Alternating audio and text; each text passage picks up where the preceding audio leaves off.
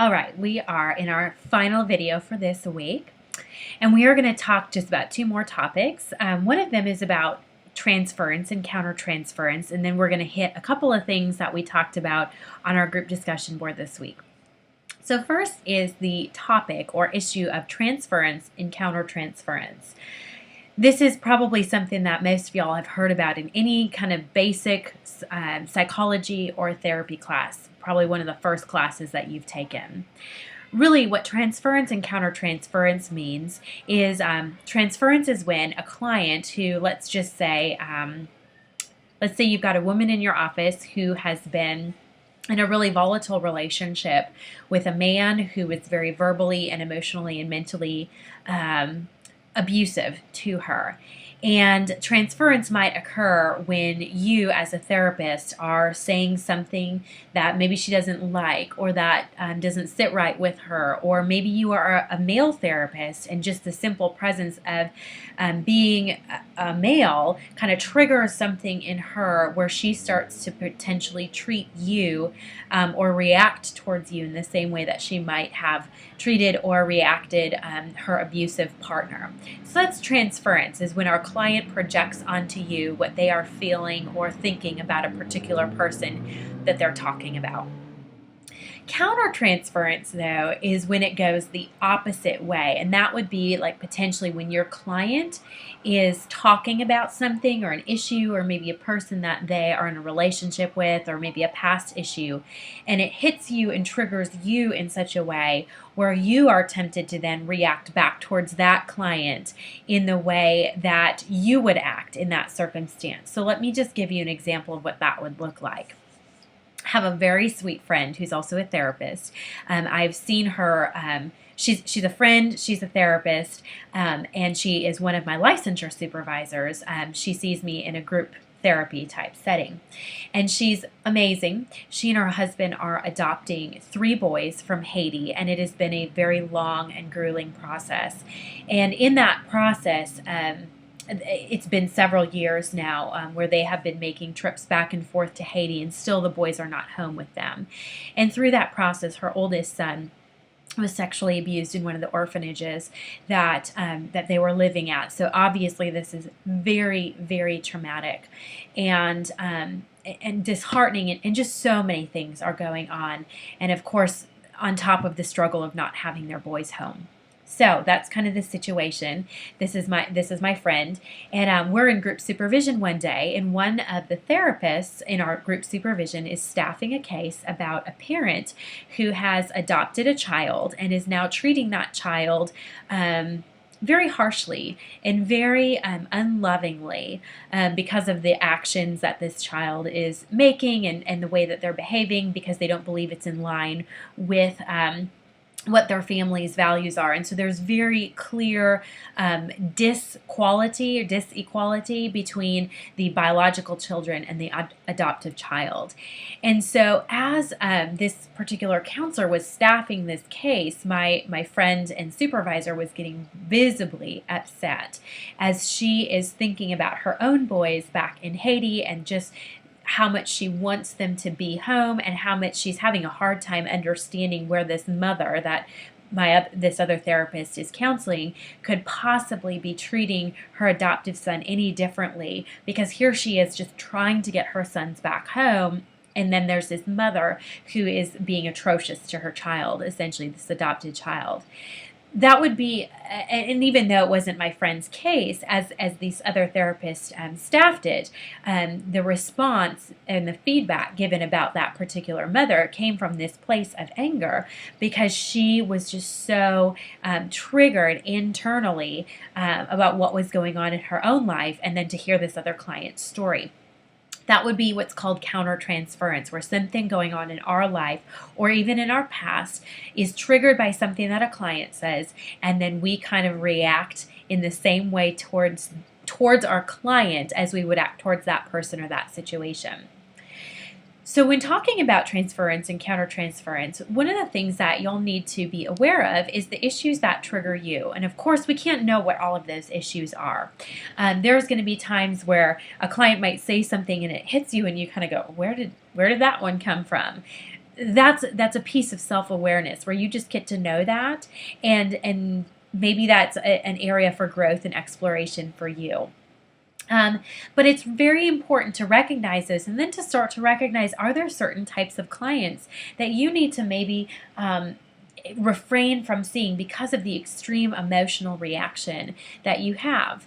As most of y'all know, I worked with sex offenders, both juvenile and adult sex offenders, for quite a long time. Worked with them exclusively. And resoundingly, the feedback that I get is, how on earth could you work with people like that? Doesn't it just horrify you to hear their stories and what they've gone through? And I will admit, there have been many, many difficult times sitting in sessions with people who are convicted sex offenders and hearing the things that they've done to other people. There have also been times where I have been triggered, where my stuff has been triggered, or where I cannot hear about a specific abuse type story because I know a child that age, or I care for a child that age. And so that definitely hits me. But it's different because I'm able to cope with that and notice it in me, and take appropriate measures, and it doesn't affect me the way it might affect other people. So for me, working with sex offenders actually works. It's okay. For other people, that's absolutely not an option, and that's okay. It's more important is that you're aware of the people that you go, you know what, I just have an extreme negative emotional reaction towards that population of people, and I need to stay away from that. Or it could be a population that might trigger your own stuff in such a way where you're not able to remain present in session because of what they're talking about. Sometimes you don't know that until you're in a session with somebody, and that's okay. Be aware of it and then take the appropriate steps necessary. Maybe that means referring them on to somebody, or maybe that means seeking your own help working through those issues before you can go back and speak with that person. Somebody made a comment in our class this week talking about when we're dealing with clients. I wrote down the quote, "We are going through the process of uncovering clients' issues and being subjected to heavy emotion, trauma, and experience." And I just wanted to affirm that comment because that is really what is happening. It's whether you want to call it secondary trauma or bearing witness to that experience with them, we're hearing all sorts of things that are very, very heavy for us to feel. And so that's why boundaries are so important with therapists, and recognizing what you are capable of dealing with, and also recognizing that each of us is different, and what we're capable of dealing with is very different from person to person. So on a really logistical level, full-time therapists see about 17 to 22 clients per week. And for some people, 17 is too many. For other people, 25 might be their limit. For cognitive behavioral therapists, where they just get in there, they do their CBT work, sometimes they see 30 clients a week. My sweet spot, I know, is about 19 clients per week. I love when I have 19 clients per week. It feels really good to me. But the other things that you need to take into consideration that also take up that emotional and mental capacity is when you're doing other things client related. So it could be that you're researching and you're whether it's for a specific client or a topic, and you're thinking about clients and how that correlates to them. That takes up a lot of mental space and energy. When you're in supervision for licensure, it's roughly 8 hours a month that you're supposed to be doing it. Which is about 2 hours a week. So that's at least 2 more hours a week where you are hearing and carrying and coming up with solutions for clients' stories as you staff cases with other therapists, and as you staff your own cases, you're in that therapeutic mode and you're having to think like a therapist and give of that energy.